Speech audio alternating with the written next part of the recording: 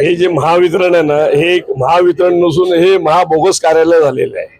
आज जर बघितलं आपण, वीज जे दरवाढ आहे ते वीज दरवाढ यांनी वाढवलेली आहे। लोकांना न सांगता स्मार्ट मीटर लावत आहेत। जी महाराष्ट्रामध्ये वीज गळती झालेली आहे 850 कोटीची, त्याचाही भार आमच्या सामान्य माणसांच्या याच्यावर लावत आहेत, पाठवून देतात आणि यांचं भार नियमन हे कंटिन्यू चालू आहे।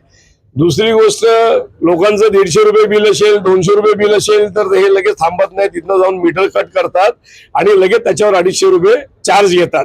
तर ह्या सगळ्या चुकीच्या गोष्टी आहेत।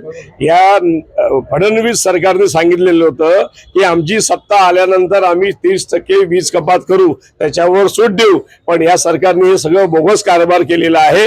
आणि या बोगस कारभाराच्या विरोधामध्ये जर महावितरणने आम्ही जे निवेदन दिलेलं आहे, वीज दरवाढ कमी करा, स्मार्ट मीटर आम्हाला विचारल्याशिवाय लावू नये, जे भार नियमन जे चालू आहे ते बंद करावे।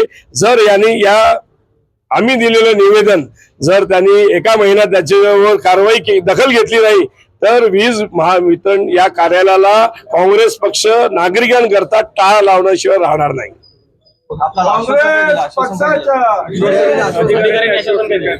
अधिकाऱ्यांनी आश्वासन दिलेलं आहे की हे जे तुम्ही निवेदन दिले ह्याच्यावर आम्ही दखल घेऊन तात्काळ कारवाई करू।